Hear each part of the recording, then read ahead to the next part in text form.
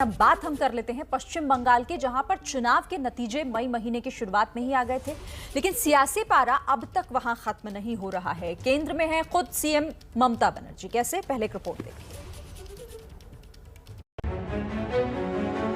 बंगाल चुनाव में शानदार फतेह के बाद भी ममता बनर्जी की सियासी मुश्किलें कम होने का नाम नहीं ले रही हैं। पश्चिम बंगाल में विधानसभा उपचुनाव को लेकर कल टीएमसी का प्रतिनिधिमंडल चुनाव आयोग पहुंचा। सुदीप बंदोपाध्याय के नेतृत्व में टीएमसी के नेताओं ने चुनाव आयोग से मांग की कि राज्य में जल्दी उपचुनाव करवाए जाए ताकि राज्य में संवैधानिक संकट न पैदा हो। पश्चिम बंगाल में ममता बनर्जी मुख्यमंत्री हैं, लेकिन फिलहाल वो विधानसभा के सदस्य नहीं है। संविधान के मुताबिक मंत्री पद पर आसीन शख्स का विधानसभा विधान परिषद सदस्य होना जरूरी है। यदि मंत्री ऐसा नहीं कर पाता है तो 6 महीने बाद वो पद पर नहीं बना रह सकता। ममता बनर्जी को मुख्यमंत्री पद पर बने रहने के लिए 4 नवंबर तक विधायक बनना ही होगा। उपचुनाव कोरोना की वजह से लंबित है और टीएमसी को डर है कि कहीं तीसरी लहर की वजह से आगे भी टल न जाए। हाल ही में उत्तराखंड में इसी परिस्थिति में तीरथ रावत के सीएम पद से इस्तीफे के बाद टीएमसी की चिंताएं बढ़ी हैं।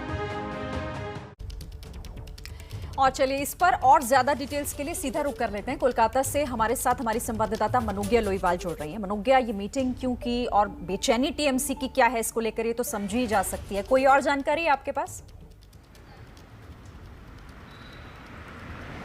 देखिए, इसमें 2 बातें हैं। पहला ये कि अगर 6 महीने के अंदर चुनाव नहीं होते हैं तो मुख्यमंत्री ममता बनर्जी क्या इस्तीफा देंगी, क्योंकि विधान परिषद की बात जो है वो अभी दिल्ली तक पहुंची तो है, लेकिन उस पर क्या संसद में भी सहमति होगी, ये बड़ा दिलचस्प होगा देखना।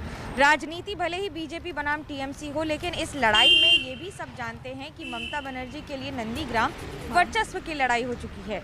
एक और कोर्ट में मामला चल रहा है। इस मामले में अभी ध्यान देने वाली बात यह है कि कोर्ट ने शुभेंदु अधिकारी के साथ साथ चुनाव आयोग को भी पार्टी बना दिया है।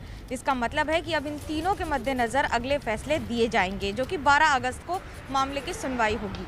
हालांकि इस समय ममता बनर्जी के लिए सबसे बड़ी लड़ाई न सिर्फ बंगाल में मुख्यमंत्री पद का दावेदार जो वो हैं, इतनी बड़ी मेजॉरिटी के साथ जीत कर आने के बाद, क्योंकि अब उनके लिए इस पद पर एज अ विधायक बने रहना ज़रूरी होगा।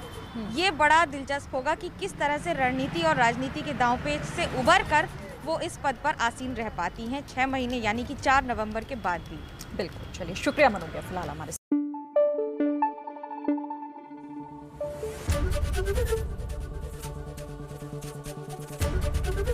एबीपी न्यूज आपको रखे आगे।